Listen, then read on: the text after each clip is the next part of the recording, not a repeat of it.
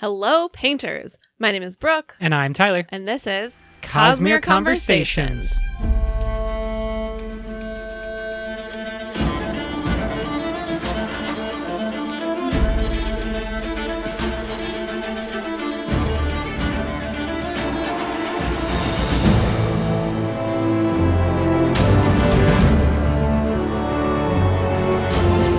Welcome back, you artistic painter folk. We are so happy to be continuing the Yumi and the Nightmare Painter book club.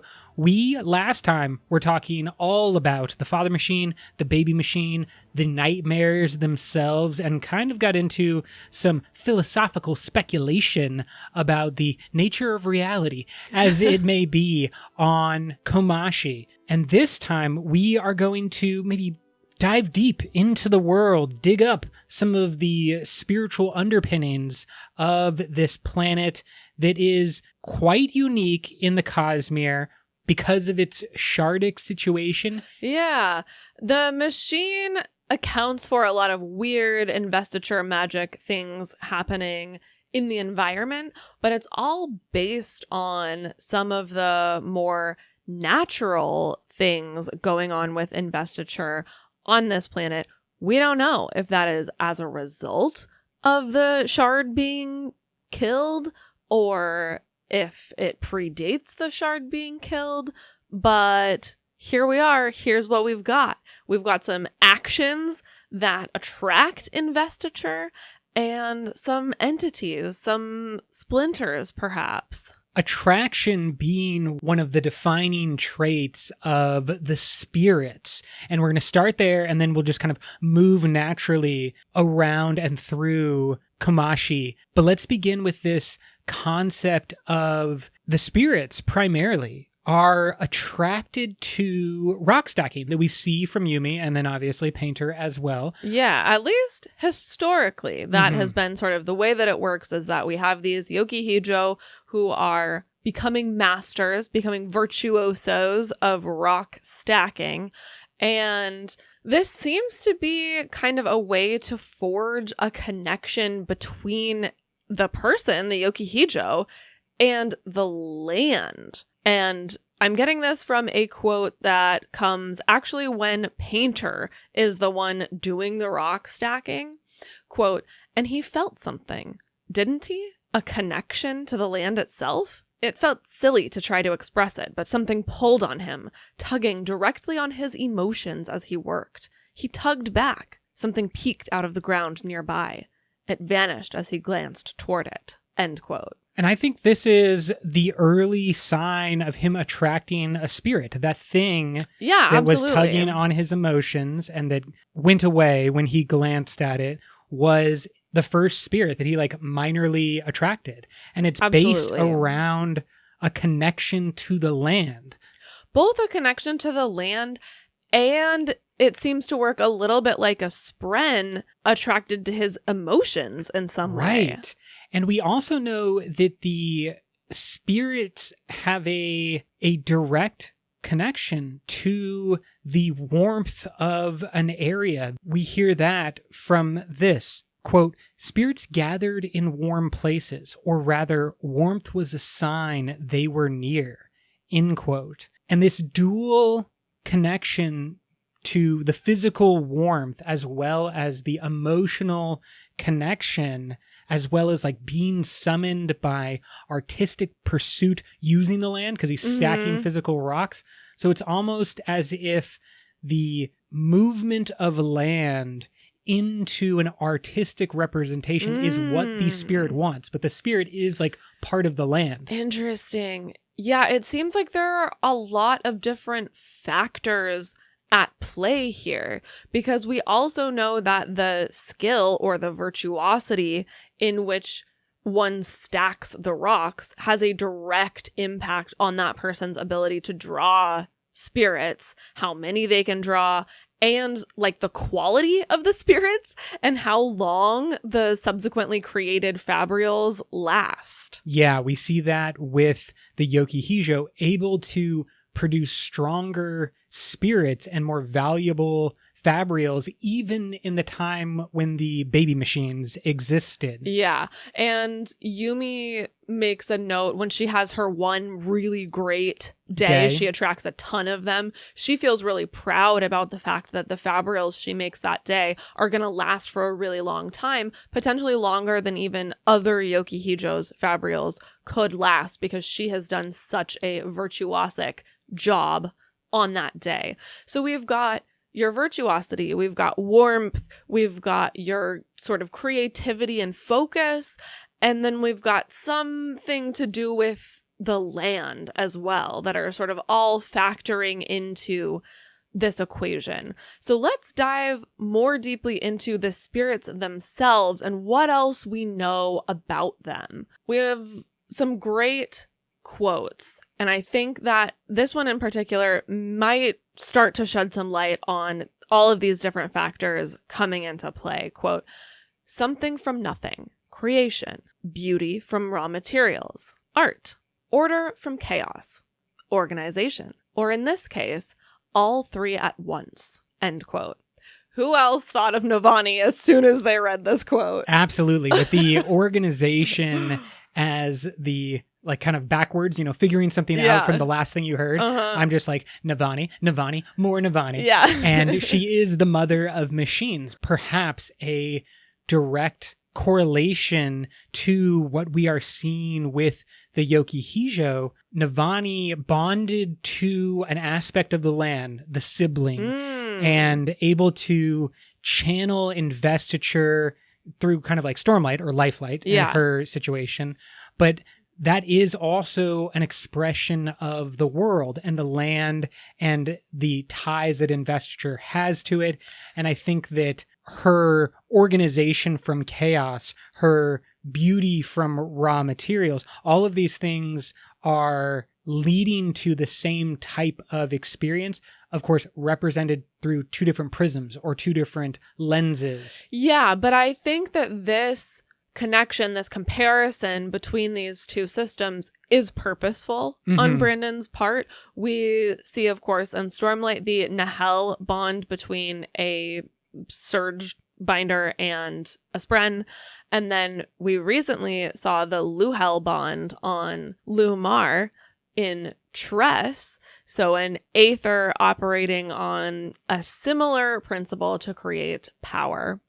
And even though we don't get a specific type of bond named in this story, I think that this is fitting into that same paradigm where there is some type of exchange happening between the person and the spirit that is then creating power. And remember that Yumi herself is something akin to a Spren. I mean, she is most like an Elantrian, I guess we would say. Yeah, but she is beyond a physical body. She is different from Painter and the friends in his city. I think that she is not quite the perfect representation, but the bond between Painter and Yumi, I do think is similar in that regard. I think that there is something unique about that bond. You think the bond is happening between Painter and Yumi, not necessarily like Yumi and the spirits. I think that Yumi and the spirits is an example of the bond on this planet,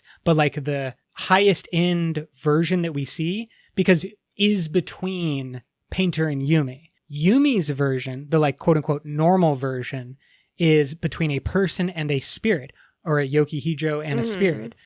We are assuming that the Yokihijo were operating like this before the Shadow Curse, for those playing Baldur's Gate, before the Shroud kind of took over and the instance of the Father Machine. But I think that because Yumi is also kind of a spirit, and Painter brings her into existence, brings her into the physical world, and because Hoyd talks about their capital C connection, there could be a bond there that is not dissimilar from the Nahel bond. I don't know. I didn't see it that way because I don't think that Yumi is like a spirit in the same way that an Elantrian is not a Scion. Like those are two completely different things. My thought is that maybe because of his connection to Yumi, Painter is able to draw spirits sort of because he is drawing on that bond. Like, Interesting. Maybe usually, as you said, the Yoki-Hijo is the one that has the bond with the spirits that allows them to make some kind of exchange and pull the spirits into the physical realm. Typically, Painter wouldn't be able to do that, but because he's bonded to Yumi, or he has a connection, capital C connection to Yumi, I think is a more accurate way to say it versus bonded. Because he has a connection, he's able to sort of go through that connection, like reroute sort of, in order to do the same thing that Yumi is able to do. Okay, that's interesting. I'm going to present a little bit of pushback because Painter is able to connect to the spirits in the form of the nightmares and through his painting.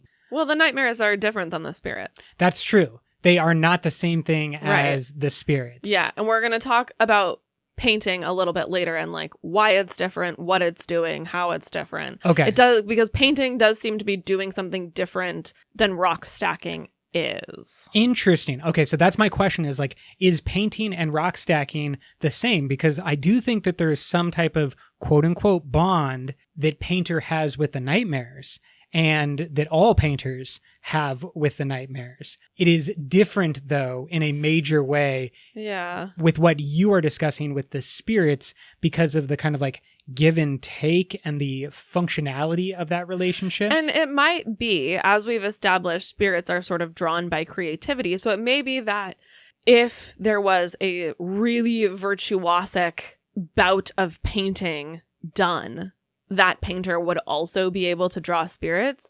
We hear, quote, "The spirits love to see order made from chaos. There are other ways, but stacks of stones have proven among the most attractive to the spirits," end quote. And then Design adds, quote, "It's the mixing of math and art," Design said, "plus the human aspect, the concentration, the satisfaction, the emotion. This entire region is littered with splinters that virtuosity left behind," end quote. So there's our answer. These spirits are in fact splinters of virtuosity. So this type of investiture, bond, exchange did not exist prior to the shattering of virtuosity. Exactly. And now that we understand the spirits as splinters, the relationship to Spren and therefore to the Nahel bond, I think is strengthened because we do understand the Spren as kind of remnants of the power of Ad Nauseam and the power of later honor and cultivation. Yeah. So I think that when we're talking about the Nahel bond, the Luhel bond, and whatever is happening between the Yoki-Hijo and these spirits, we need another name for this bond. This is the spirit bond, the Suhel bond. Yeah. We just keep the motif going, but I think that they're close enough that we should think of them as connected bonds. Yeah, and we even hear something to this effect, quote, "Most self-aware invested beings, be they called Fae, Sion, or Spirit, respond to this fundamental aspect of human nature in one way or another," end quote. And by the fundamental aspect of human nature, it's talking about creativity. So all of those things that Design sort of laid out there, a mixing of math and art, plus concentration, satisfaction, emotion. Those are sort of all thrown into your witch's brew that attracts splinters, no matter what planet you're on, no matter what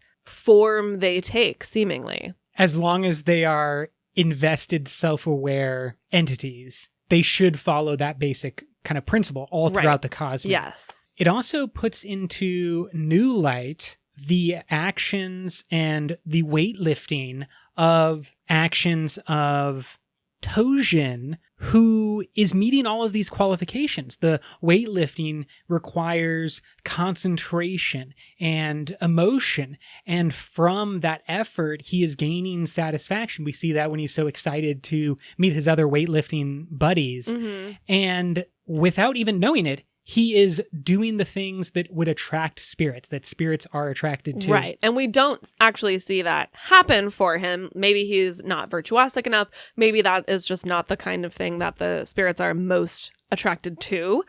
We don't really know why, in particular, stone stacks are especially attractive to them. I am curious if it is merely circumstantial that stacking rocks was simply a really easy way to do it in the olden days, before any type of technology, even pen and paper to be able to draw or something like that. And simply by time compounding, right, exactly. of many, many years of Yoki-Hijo learning to stack, becoming more and more virtuosic, passing down their knowledge, etc. This became the best way, literally just by time and practice. Obviously, anything we do over time for a long time, we will become better at. There are 2 points that I want to bring up off of what you just said. One is the connection back to the land. If we understand virtuosity's shattering as creating all of these splinters that seemingly are residing within the land, like they are part of the earth itself. Yeah, so I have so many questions about this. There certainly does seem to be a connection here. Plus the warmth. We know that Komashi is really hot. So is there some power coming from the sun investing into the land? Or is the land already warm from spirits? And then also there is sun? Like, I have questions about how all of these factors are interacting and like which one came first, sort of thing. Well, you also could have a planet that is warming from the inside, right? You get 2 ways of heating up a planet, external sun, but also the internal, molten magma of the core, and different planets with cores made out of different materials or crusts of different size. All of that stuff is going to lead to hotter planets from within. And so there might be, a deep, like, for example, remnant of virtuosity's power that is within the planet. Oh. And as you bring forth her spirits, it's like bringing the warmth. Spirits are kind of like bubbling up like magma from the underground well of power. I like that. Yeah, absolutely. And these spirits are so intertwined with the land that the act of stacking rocks, literally like stacking bits of land, is the form that they find easiest to recognize as artistic. Sure. Yeah, that's an interesting thought. And then what you mentioned about time and kind of how that compounds. So an early Yoki-Hijo realized that stacking rocks attracted spirits. And so they did it more. And they taught other Yoki-Hijo, or somehow, that spread to the tradition of the Yoki-Hijo.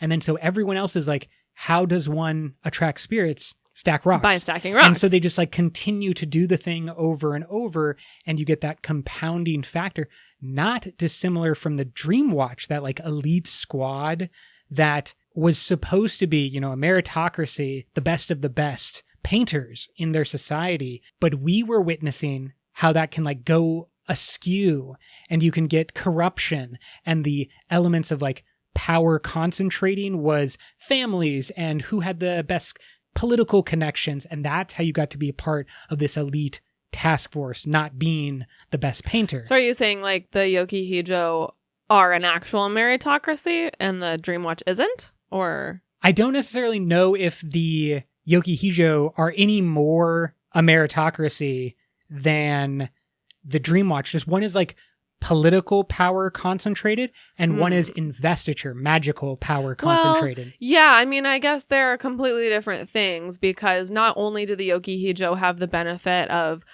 hundreds of years of practice and knowledge, but they are also heavily invested, and therefore may, they're starting on second base, perhaps, in terms of rock stacking. As I said earlier, I think that if just an average person if Tojin were to start stacking rocks, even if he practiced just as much as Painter does in the book, even if he achieves like the same objective stacks of rocks that Painter does in the book, I don't know if Tojin would even begin to attract spirits as Painter does, because Painter is drawing on the investiture provided by his connection to Yumi and Yumi herself. That's interesting. Yeah, I would love to get more input and opinions on that question. Can someone else who's not either a Yoki-Hijo or connected to a Yoki-Hijo have success with rock stacking? I kind of like the idea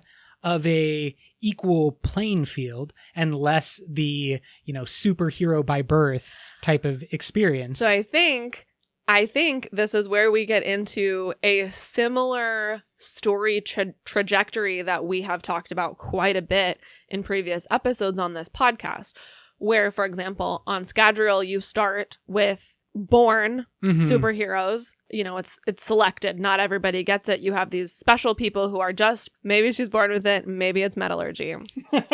And here we start with the Yoki-Hijo who are born with it. They are the powerful ones. They are the superheroes. And we see an attempt and question mark possibly success at democratizing the spirits, democratizing investiture, democratizing fabrials through the Hion lines. Ew, interesting. Yes, this machine is a little bit of that. It starts to make the calling of spirits not contingent upon the specific person, the Yoki-Hijo. But what it actually does in producing the Hion lines is like the ultimate democratization of the spirit power. That's an excellent point, because the Hion lines are the big technological important element of Painter's City. Yeah, they're like kind of the one good thing that happened out of this whole father machine debacle. Right. Even though it was very much a failure, it did succeed at the one thing that it was trying to do, which was creating these two Hion lines. And fortunately, the remaining humans were able to find them and manipulate them and recreate a new society. And though it took 17 centuries, it also looks like the future is potentially bright, because even with the Shroud, the people of Komashi were able to invent space travel and are traveling outside of their own planetary body. They should, now that the Shroud seemingly is going to, be evaporated for good, they should be able to quickly conquer. It's not really conquer if there's nobody there to conquer, but they should very quickly be able to expand as much as they want across their relatively small planet. And you would think that it's all on the back of these Hion lines. The fact that they didn't exist prior to the father machine is, as you said, probably the best part of this father machine debacle, to get these Hion lines, because they're like concentrated aspects of investiture that you directly tap into, directly manipulate, and use. Well, I want to back up and talk a little bit more about the spirits first, because then we're going to sort of build on top of that to talk about what Hion is. Right, because we go with the spirit technology of these fabrials prior to getting the Hion lines. So let's start there. Let's go to the technology or the fabrials. The spirits themselves sound very cute. They appear as these sort of little globs of like a liquid metal, sort of, and they are shimmering with the same color that Hion is, BT dubs, so magenta and turquoise. These cute little blobs pop up out of the ground.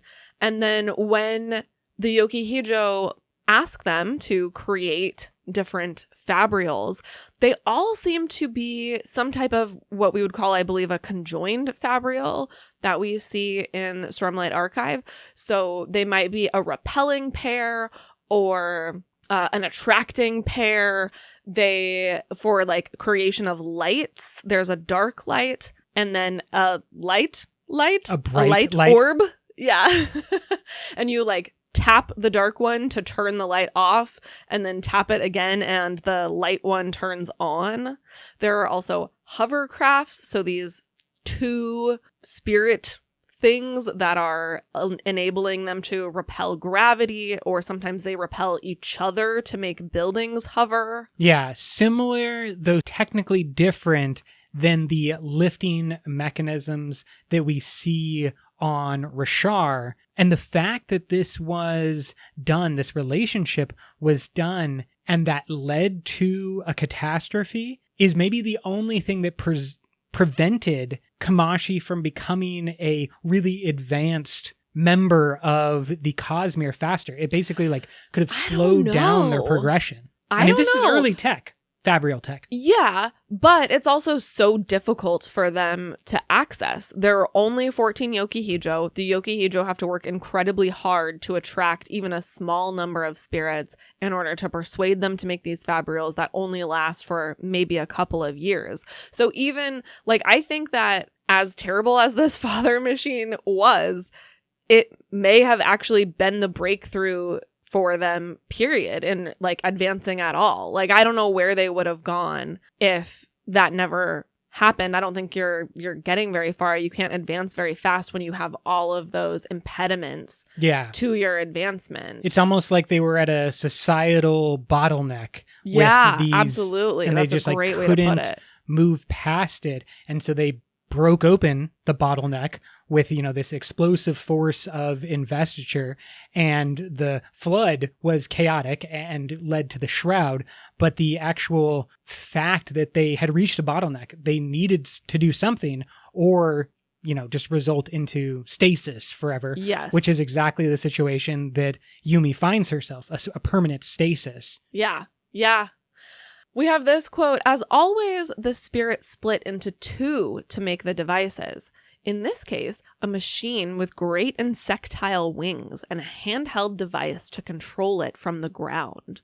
End quote. So that sounds really advanced. Absolutely. You got a drone An right entire there. machine? An insectile drone. Yeah. Functionally with a remote with control. a little control? Yeah. That's what makes it kind of different than what we were seeing on Rashar, and why I have trouble placing pre-Shroud Komashi within the timeline. Yeah. And it's just difficult for me because on Rashar, the Fabrials are incredibly basic from a functional perspective. They're like, you know, just figuring out the mechanics of like making a watch. Well, so I'm thinking maybe we should make a distinction between the Fabrials that we see Navani creating, especially in the earlier books, and the true soul casters that we see very infrequently. They are much less ubiquitous, but they are also more powerful in like being able to create entire buildings, being able to create food basically from scratch. Okay, powerful, yes.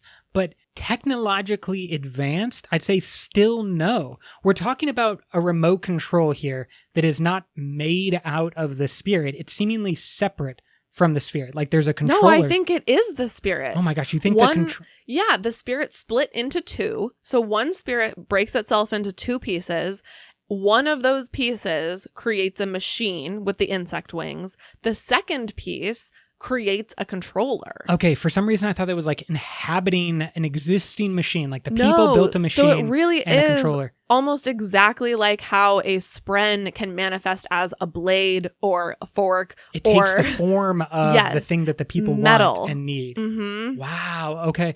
That actually helps me understand it as a metal, because we do understand the shard blades and the honor blades specifically as Tanavastium, with a little bit of Coravellium Avastium, depending on the mixture. But it's the actual metal of the shard. If virtuosity, you know, exploded and sent out trillions of little splinters, actual physical metal splinters of themselves, and they like peppered the planet, you know, becoming the potential for the spirit. I think it wouldn't necessarily have to be splinters of metal. It's just pieces of investiture. And when the investiture manifests physically, it becomes metal.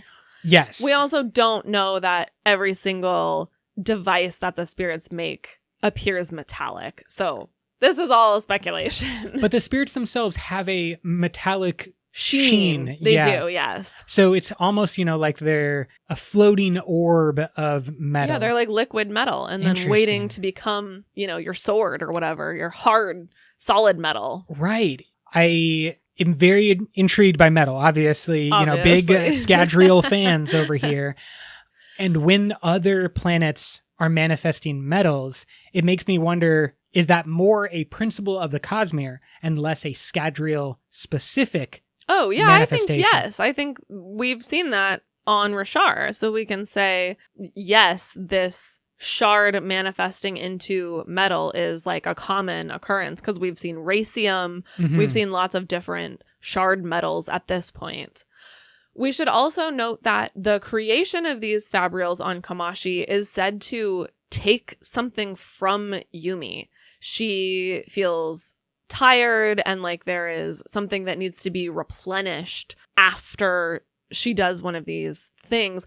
And Painter says something similar. I'm curious what the exchange is for in this case. We know on Lumar, the exchange is for water. Right. We know on Rushar, it is something Sentience. like, sentience or the ability to manifest in the physical world. So much more esoteric.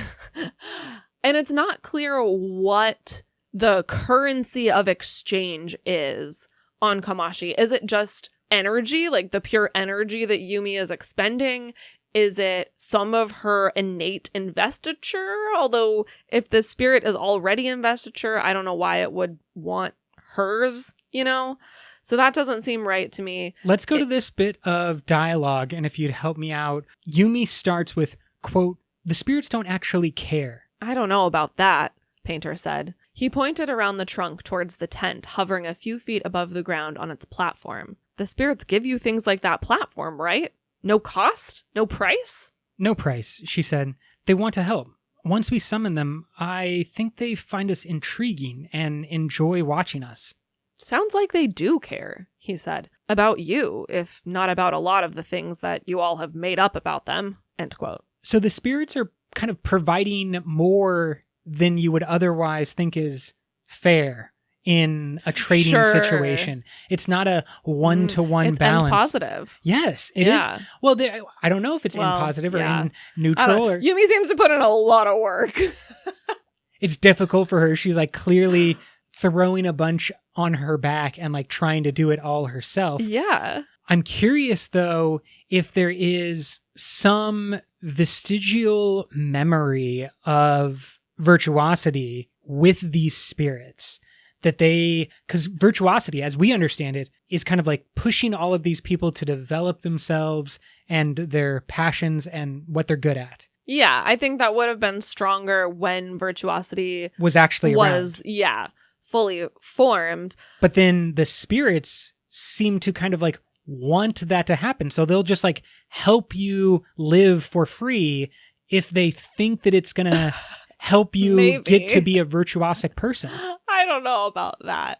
I'm wondering if this has more to do with the attraction to emotion aspect, that the intriguing thing that they sort of enjoy being around is just the emotions of being a human. And I am thinking about this. We're going to get to this in just a second. But when the Haion becomes television, we find out at the end that the spirits were like, yeah, we're going to stick around and like be your TV because this is very entertaining to us. And I mean, what are soap operas if not human emotion at its most dramatic?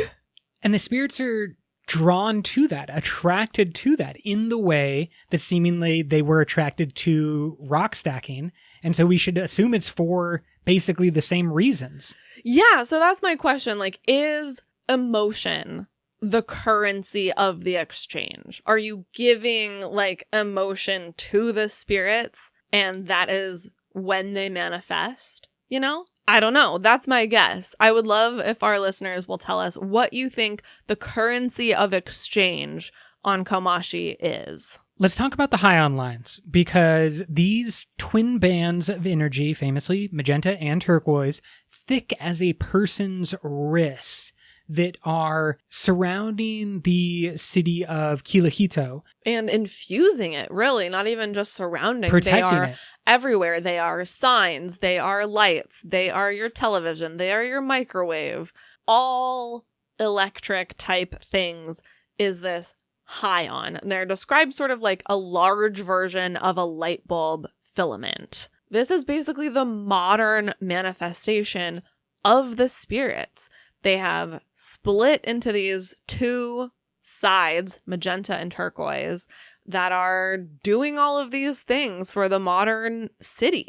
And we talked about the word of Brandon, where he said that on Komashi, the rule of two, or the existence of the dichotomy, the balance between two things, is turned up a little bit. It's a little bit more than on other Cosmere planets. This is the clearest manifestation of these two lines of power that are similar to the spirits of the city of Torio and Yumi's time, but like in a purified state. And then when you add that concept of them liking stuff in the same way that the spirits liked stuff, they like art, they like creation. To me, it's almost as if the spirits found a better way, a more efficient, powerful, and potent like a way. shape that they like to be in. Yes, and a better one for the people, which allows them to do more, allows them to create more. Yeah, and maybe more sustainable. Like, instead of asking the spirit to become the entire hovercraft, right? You're just asking the spirit to become the power so that you can create the hovercraft and then, you know, power it, basically. So it's more of a collaboration, it seems, between humanity and the spirit, which may be why the High-On lines don't seem to expire. They seem to be able to perpetually continue shining and even growing. Yeah, because I kept thinking about this. When the father machine turns on, sort of the first thing that is discovered are these, what they call stubs of High-On, like two just little nubs of High-On sticking out of the ground. And somehow the people figured out how to grow it into what we see in Kirihito in the book. Completely unclear how they're doing this. Like, how did they extend the High-On lines all the way into their atmosphere, into space, to another planet in order to, like, run their spaceship like a trolley car through space? We have no idea. We have no idea what the method of manipulation for this power is. Obviously, I'm wondering if they have tools like Tress and are using steel and aluminum and silver to, like, guide the lines into the shape that they want them to be in. We don't know if that's the case, but that's my guess. That, I think, is a good guess for the time of Kirihito. Like, when they are purposefully directing and guiding the two High-On lines around. My question, though, goes back to the very beginning. How do you get from stubs into the shroud? Because remember, the second that the stubs are created, the shroud is also created. Yes. And so seemingly you wouldn't have people who were working with a specialized device on those initial stubs. I think, of course, this is more similar to some mushroom behavior. What? Some aether behavior. How do you make everything about mushrooms? It's not my fault. Literally, this doesn't make any sense. Because Brandon loves mushrooms. Oh my God. The High-On lines acting like filaments, the mycelium connection, reaching just on their own? Because they're not an inanimate thing. They are akin to the spirits. They have desires. They want things. They are spirits. Right. So they want things. And so I could imagine. You think they just, like, grew towards the humans and then the humans were like, oh, look at this, growing toward us. Exactly. They were moving towards the humans because they want to be near the humans. And then the humans figured out the way that they could be utilized and the way that they could maybe continue to draw out that original High-On lines. But originally, I think the High-On lines were growing out of the land. It says in the book that they discovered High-On stubs. It doesn't say they discovered, like, a jungle tangle of High-On lines just, like, growing wild. No, I mean, it's not. It says they were just little stubs. I'm not talking about a jungle of stuff. I'm talking literally about two lines existing. And if they just find those stubs, they may or may not trace back to this original source and this original position in the land. I would imagine around the father machine, right? Because that's where they were turned on. Yeah, I can't remember. I would have to go back to the book to see exactly what it says about, like, the first time they are discovered. Because we would have to say the humans have never got to the father machine. Like, there's no humans walking around casually the father machine, because that's like protected space. People of Kirihito did not stumble upon the father machine's location to find the stubs and grow them from there. Right. So it seems like the stubs appeared some distance away, so that the nomads who were not close enough to the father machine would stumble upon them, obviously without getting close enough to have their own souls sucked into the shroud. Exactly. So those stubs, those Hion lines, originally moved towards, I think, the humans, because they wanted to get a connection to the humans because they like art and they like creation, and so move towards where those nomads happen to be because they weren't getting it with the father machine. Maybe. All I'm saying is we don't really know. We definitely do not know. And it's a big open mystery. Are the Hion lines mushrooms? That's the question, folks. Oh my goodness. Some other quick facts about the Hion. Heat is produced when the two types, the magenta and turquoise, are touched to metal. So again, very similar to electricity. Plant life on Komashi, at least in the city of Kirihito, has evolved to grow with Hion light. I don't know what that says about the specific quality of light that is produced by the Hion, but there is a difference between the Hion light and sunlight that they then have to adjust back to when the shroud goes away. What I think is interesting is that we have seen on Rashar plants growing better in relation to sound. And that sound on Rashar is deeply connected to investiture. The Hion lights deeply connected to the investiture on this planet.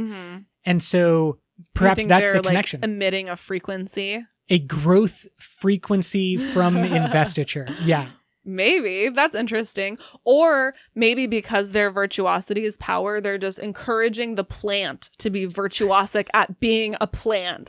The Hion lines are just like, you can do it. Positive just, you know how they say, talking to plants nicely makes them grow better? That's what the Hion lines are doing. They're just like, we love you, little plant. You can do it. Grow more leaves. Get those roots deeper. Constant enthusiasm from the Hion lines.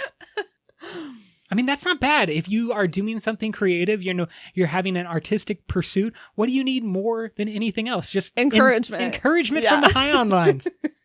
And then, interestingly, while he is a ghost, Painter discovers the ability to affect different electronic things that are running on the Hion lines. So he's able to change the channel on TV by like sticking his ghost finger into the TV, basically. Or he figures out how to turn up the thermostat for Yumi, again, by sticking his little ghost finger into the little electric Hion device. He says, quote, I can feel the Hion lines. I couldn't move the dial, but I can tweak them somehow, make them activate, end quote. So there's some connection here of Painter being more spirit-like in this moment and then able to interact with the spirit of the Hion. Because in his ghost form, he is seemingly able to move to Torio and occupy Yumi's body. Yes. That transition, that movement of his spirit happens along the Hion lines. We would have to assume, right? That's what you think? How else is he moving around? Magic. What is magic on this planet but the Hion lines? Like that is the representation of magic on this planet. You think that there's just like a spirit sliding along like a zip line of Hion? Like no one is gonna notice? No, I imagine it more akin to a being that could travel along electrical wires. And so you could be in one form and then like move through the lines and then come out the other side and like You're reform. Thinking this is like a Crawley in the telephone line situation. Yes, or for an older animated example, Static Shock.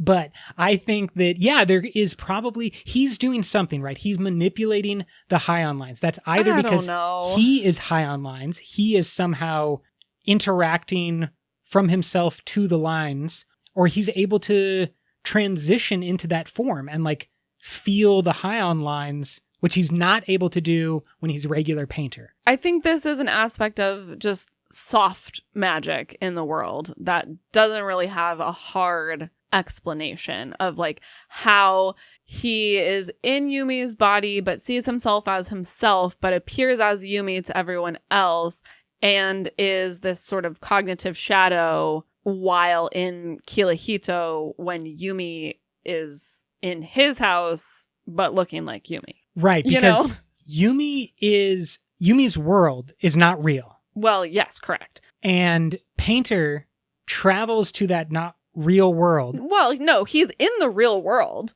It just doesn't actually look like what he thinks it looks like. It looks like a barren circle in the middle of a shroud. That's what it actually is. It looks like a bustling town full of people who are actually nightmares in the barren wasteland. Right, because he's experiencing things through Yumi's eyes, or basically like by the gift of Yumi, he has cognizance in this space. Yeah, he hasn't developed an ability to see through a light weaving. No, of course not. Yeah. Because his body is sitting in his apartment, right? No. His body is vaporized. See, this is what I'm saying. I think it's unclear. This is a very soft, squishy thing that doesn't have an actual explanation. Interesting. I think. Okay, my interpretation was this was like he's projecting his cognitive shadow away from his body, what would normally result in death or, some type of horrific shade-like thing. He's doing with purpose, guided by the Yoki-Hijo, but his body, I assumed, was just chilling in his apartment every night. Looking like Yumi? No. His body is just chilling there being his body. You think there's just a dead body in the apartment that they never mention? Functionally, that it's just like chilling body. What? This might be your worst and take. Then, no. And then when That's Yumi... not possible. When Yumi arrives, she's walking around in his body with a light weaving of Yumi on top of it, is my understanding. Okay. So Yumi occupies his sure. body, moves that around the physical world, but it has a light weaving of Yumi. Yeah. He's walking by her as a cognitive shadow because his cognitive shadow has been split from his body and it never goes back in. It's just like jumping between cognitive shadow and going over to Yumi's world. Body. And so I think that the cognitive shadow has the ability to move along the High-On lines. It would be like if in Mistborn Secret History, there was a express path just for Kelsier, who could just like move along the High-On lines from place to place. Okay, yes. I agree with you in terms of my understanding of what is happening with like the cognitive shadows. I'm glad that you continued explaining that there's not just a dead body sitting there while they're like walking around. I mean, he is sleeping for like 14 hours a day. So. Yeah, well, being capital C connected really takes it out of you. Maybe that's what the spirits are interested in. They just want the exhaustion. That's what I'm saying. Like, is the currency just energy? Mm-hmm. And so you're expending so much energy on your connection, either to each other or to the spirits, that you're then exhausted. I don't know. Questions. We also have at the end of the story, after the resolution, the spirits being persuaded to continue being High-On lines as long as they receive, in quote, proper payment. Right. Yes. So not treated as slaves. Yeah, because High-On is also described at one point as, quote, the blood of enslaved spirits, end quote. Gruesome. And therefore we go from a nice happy version of what I was talking about, and now that highway through the cognitive realm is paved with the blood of spirits. Yeah. So the High-On lines are able to continue existing in that perpetual way that I was talking about earlier because the Father Machine is continually stacking rocks, has been stacking rocks for these last 1700 years, keeping the spirits enslaved, keeping the High-On lines going, basically, like keeping the blood flowing through those lines. Is that the excess that we talked about last episode? We said that the Father Machine was taking more than they needed just to preserve the Father Machine. Maybe the excess is what they were dumping into the High-On lines to keep that going. Maybe. Because again, the Father Machine, as far as I know, is not an AI with new programming. It's still Right. trying to do the same thing that it was programmed to do. Yeah. I mean, that is all it's doing. It's stacking rocks, attracting spirits, creating power. Exactly. Stacking rocks, attracting spirits, creating power over and over. And the power in this instance is Hyon. Yeah. And so the spirits were captured by the Father Machine, generated into Hyon lines, and they will continue to do that as long as they have proper payment. And in part, they will continue to do that because they like the uses, the creativity of Hyon. Well, that's what we discover once Yumi destroys the Father Machine. Like, really what should have happened is Father Machine is destroyed. All of the Hyon lines immediately disappear and evaporate back into your little blob spirits under the earth. Yes. However, as you said, the people were able to persuade the spirits to continue manifesting as Hyon. They actually found out that the Hyon lines are working out for the spirits, that they're kind of like, no, we're good. Like, we like this. As long as we're not being enslaved, like, we're cool. We'll sit around and watch your soap operas. That's this is great. like when the monsters realized that they didn't have to be scary. Yeah. They could instead tell jokes and get laughter to power their cities. Absolutely. Yeah. Everyone just works out happy. Which again is why I think there's a potential for Komashi to be a major player in the Cosmere. They seemingly have kind of like the unbridled power potential of a cell, but without the chaos of the war-led destruction of their shards and the controlled way that virtuosity seemed to go out wasn't all that bad. Well, we also, again, don't know what is exactly involved in the manipulation of these Hyon lines or like how these things are being created. On Cell, it seems like most of the ways to manipulate the door involve a lot of training and knowledge. You know, you have to study up and learn your aeons and practice and whatnot. Of course. So maybe it's more difficult on Cell in that respect and easier in Komashi. If it really is that anyone could like pick up some silver and aluminum tools or whatever and like guide the lines into what they want. Yeah, if they have that kind of flexibility with this type of raw power, they have a lot of potential to do a lot of cool things. And I wonder if there is greater potential for creativity with the cooperation of the Hyon lines. That then, these spirits seem great. They seem very cooperative. They're just like, yeah, man, what do you want to do? Let's collaborate. They are the ultimate collaborators. And if so, you go from creating, let's say, like the 1950s, maybe like I Love Lucy type of sitcom experience, and you develop that into your Game of Thrones or your Wheel of Time, you know, your big epics that could theoretically happen. Are the spirits going to be happier with that arrangement because it's more creative, it's more innovative, and it's a better example of art? Yeah, I mean, I would think yes. And so then you have sort of an exponentially increasing amount of power. Yes. If you are becoming more creative and then your power gets more and you have more creative ability and then you have more power, so you have more creative ability. It's like if electricity enjoyed being utilized in phones or our technology. It was just like every time you use me in your cell phone, I will get better. Exactly. I actually improve. It's like Janet. This is the AI. Maybe the full form is actually the Hyon lines. But no, like little Janet from The Good Place, gaining sentience, gaining strength, gaining abilities every time they're rebooted. The Hyon lines, you know, seemingly could be rebooted quite often. In their rebooting process is creativity. Every time you create something new, which is far easier than killing something, is going to propel it forward. Amazing. So my question then is, why do we not see spirits attracted to painting in the same way? Or why not Tojins working out attracting spirits in the same way? I mean, unclear. There is obviously either an element missing from those things, or these people are not virtuosic enough. Bummer. I mean, yeah, it seems like Painter is really good, but he might just not be good enough yet. He also hasn't really been practicing very much. So, you know. But he is good enough, I think, at the end when he brings Yumi into the physical realm. So we do have some really fascinating mentions within Painter's sort of part of all of this equation. My thought is that painting seems to use something like a transformation surge to use the cognitive realm and like change the shape of the nightmare, or, you know, this cognitive thought thing. I am a stick. Yes, exactly. Painter is able to say, but you could be fire. Draw the fire, and then the stick is like, I could be fire. Yes, I could. Yeah. Yes, I could. Quote, when you paint, you're not just creating something from your mind. You're seeing what the ink wants to become, end quote.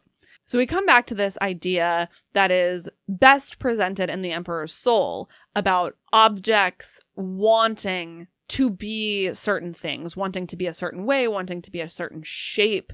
And Painter, I'm curious about this quote. It says you're seeing what the ink wants to become, but it seems more like Painter is using the ink as a medium to find out what the nightmare wants to become. Okay, maybe, but let me push back, because when it's displayed as stacking the rocks, remember, you have to see how the rocks want to fit together and balance off each other, and the way that it's weighted is going to affect how stones above want to be stacked. And so to feel or to understand what the ink wants to become is to, in my view, attract the spirit part of the nightmare, and it kind of agrees with your creation. Well, I don't know if there is a spirit part of the nightmare. I think that's wrong, but you made me think of the way that Painter is specifically described to use his ink when creating the bamboo stalks, and the way that he sort of leans into the natural physics of the way that the ink goes down on the paper in order to create that image. So he is not fully exerting, human control into, I will make this ink look the way I want it to look. He's following the natural trajectory. Exactly the natural properties of the ink and kind of going where the ink leads in his creation, so that it's a collaboration between him and the ink versus him controlling in the same way. When stacking rocks, you follow the way that the rocks want to be. Yeah. And that attracts a spirit. Therefore, why the nightmare would not be attracted to that artistic creation in the similar respect. Like, I think that what we're getting at here is he's not controlling the nightmare. He's not gripping the nightmare and saying, you will be this thing. He's in a collaboration with the nightmare in the same way that Yumi is in collaboration with the spirits. He's saying, like, you are a nightmare, but you could be bamboo. You could be bamboo. And the nightmare's I could be bamboo. And you know what? But that's not really what Yumi is doing. Yumi is saying, I have insert currency of exchange here. We don't know what it is. I have energy. You can have it if you will appear. If you will appear after I stack these stones. And then I will tell you exactly what I would like you to become. So it's a little bit more complicated. Here's what design has to say. Quote, raw investiture, design said, responds to thoughts, emotions, especially the thoughts and emotions of heavily invested beings. Painter, when you paint nightmares, it's your thought, your perception of them that causes them to transform. It's not the actual painting. They can literally become anything, and because of that, they have a weakness. Through concentration, you can force them to become what you envision. End quote. So there are similarities and differences between what Painter is doing in painting nightmares and what Yumi is doing in stacking rocks. Contrary to what we just said, it's not actually about the paint at all. The paint is sort of acting as a focus for Painter's mind to fix the image in his mind in order to transform the nightmare, which is sort of predisposed to transform because of its nature as raw investiture. I agree. And I think that the only pushback that I'm going to give is that focusing in his mind, that thought through the painting and like following the way that the ink wants to become bamboo is a method of connection via Painter into the physical world that the nightmare recognizes as a similar thing that can happen with them, the nightmare. Like the nightmare can be anything, as so too the paint, the ink can be anything. And painters, in the same way that a soulcaster would be like, you are this thing, but you could be this thing over here. Painter is like having that conversation in his own mind. He's having it with the ink, becoming bamboo. And then because he does that, it like solidifies the ability to say the same thing to the nightmare. But the nightmare is not being pulled into the physical realm in the same way until Yumi. Yumi's the one example of his that sort of masterwork. Goes all the way. Right. Yeah. We have a word of Brandon about this that is paraphrased. Basically, someone asked why painting does not draw the spirits, and he essentially said that it does, but most painters are also commodifying their art. And so there is a bit of a loop where painters are painting to keep back the nightmares, but that is also attracting them because they're painting. And it's a self-perpetuating cycle. Yeah, he compares it to American football, which gives its players more and more protective gear and helmets, but the more protective gear just makes the players people to hit harder. Right. And so they get more concussions than other sports, even other violent sports like rugby, because they have the ability to hit harder. Therefore, they do. And if you just remove that ability, they wouldn't actually get the damage that you're trying to protect them from. But there is an attraction from painting. Painting is attracting spirits. We know that nightmares are attracted by the same type of like brainwaves, sort of. Not necessarily specifically creative brainwaves, but they come at night, right? When you're dreaming, when your brainwaves are a little bit more flexible and dynamic than while you're awake or sort of in your day-to-day life. Yeah. What is that? The delta brainwaves going on in deep sleep? Yeah. Delta, theta. Yeah. Or maybe like similar to flow state, when your brain goes into flow state, that is attractive to something like a nightmare or a spirit, I would guess. I'm interested in how these things are similar and yet also seem to be different. Yeah, they're not the same. And I think that's important. But they do have some similar characteristics. Notably, Painter is able to manifest a paintbrush even while he is a spirit or ghost, as we've called them before. And his painting actions still transform a nightmare. Yes. Very interesting. Even as a ghost with his like ghost paintbrush. First, he's able to manifest that paintbrush like kind of from his own essence. He's just like wills it to be there and it appears. It kind of reminds me of Kingdom Hearts, just like summon your paintbrush. Yeah. And then his ghost painting does its job. Quote, a large paintbrush burst from his essence and formed as if out of silver light. Very similar to a shard blade in some respects. He wouldn't remember creating it, and after the fact wouldn't have been able to tell you how he'd done it. End quote. I would like to note here the exact wording of silver light. I'm just saying. I'm just putting it out there. It is in the text. Well, we were talking in our very early episode about silver light coming from the other planet, Utol. Coming from, somewhere near Komashi. I'm just saying. It's out there. I'm just saying. It's out there. It's in the book. I'm not just making this up. Well, let's go to that very final creation, that act of artwork that Painter achieves when he paints Yumi into a physical form. Quote, then he turned to find smoke behind him, spinning like a vortex, white on the inside, an infinite hole, the eye of a nightmare. Within it, a dark shape reaching toward him. End quote. Now, this description is probably the first time that we have seen Yumi described as similar to a nightmare. Dark form reaching out of this infinite hole. I imagine as the birth of all of these nightmares, that they like clawed themselves out of whatever vortex the father machine kind of like created and sucked them up into. Yeah, and they all have the white sort of piercing hole like eyes, which I think of as sort of holes into the bottomless investiture of like the spirit realm. That makes sense to me. Where they're drawing power from. And so my question is Yumi a nightmare? The title of the book, Yumi and the Nightmare Painter, he paints nightmares, and the last painting that he does is of Yumi. Yeah. I mean, I guess this comes back to our question, did Yumi go through the machine? Yes. We did, talk about this as like a wood chipper that was processing everyone.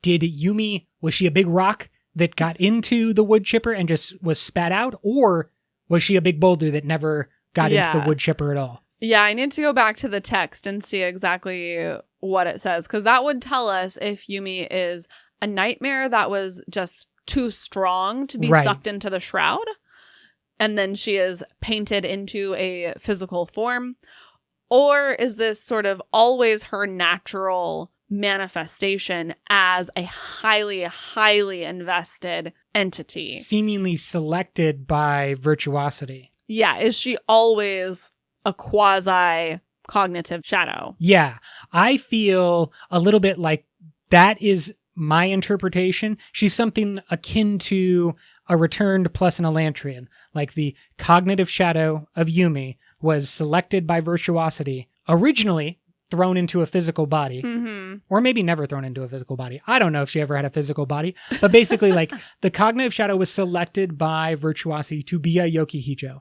Received that tremendous investiture and lived a life until 17 or whatnot. Yeah. And then the question becomes, what is she after that moment? This last bit of text that we have makes me reconsider the concept that she did go through the machine. Yeah. That she was processed. I think that makes the most sense, because I do think she had a physical body. Like, she was born. She talks about being a baby and taken as a baby to become a Yokihijo. Like, she has a mother, she's not a Jesus type figure. Like, I think she is actually a human with a human body and just happens to have a super invested soul.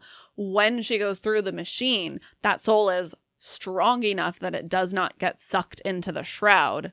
She is just a cognitive shadow of herself who maintains her identity. And then Painter is able to do something maybe like the light weaving that is on design in this book. A more permanent structure. Yes, where it has physical form and all of the things that make a body a body. He's kind of able to do that with his painting for Yumi. That certainly seems incredible. But then it also answers the question of, can painting attract spirits? Because the answer would be yes, it attracts Yumi. But Yumi is not a spirit. Yumi is a cognitive shadow. She's not a splinter of virtuosity. Or is she? Or is she? Having been so heavily invested. Right. Exactly. That's my question. She's a different type of splinter. Is she a splinter or is she a sliver? Ooh. She has never taken up the shard of virtuosity, but does she have a big enough piece of virtuosity to be considered a splinter? What if there were 14 major pieces of virtuosity as there are 16 pieces of ad nauseam in shards? Yeah. And so the 14 pieces of virtuosity become the Yokihijo. Their physical form is that piece. Like they, cognitive shadow, physical form of virtuosity, boom, combo, that is Yumi in her first life. You think the body is the investiture? No, I think investiture is investiture. And I think that Yumi's body, her real physical form, maybe all the Yokihijo's physical form, is tied up in the physical form of virtuosity. Oh, I don't think so. I know. Okay. I have to keep throwing out these ideas. Yeah, you do. You got to shoot your shot. Some of them will eventually be correct.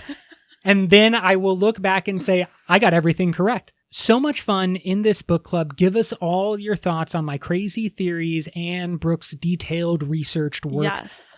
In our planned last episode, we are going to look at capital C connection on Komashi and throughout the rest of the Cosmere, making those connections. We want your feedback as well, and we will kind of summarize, put a nice little bow on Yumi and the Nightmare Painters book club before preparing ourselves for Secret Project number 4. And oh my gosh, we're already at the end. Dragonsteel Con coming this November. Woohoo! Brooke, can you take us away? Until next time, life before death, Strength before weakness. journey before destination.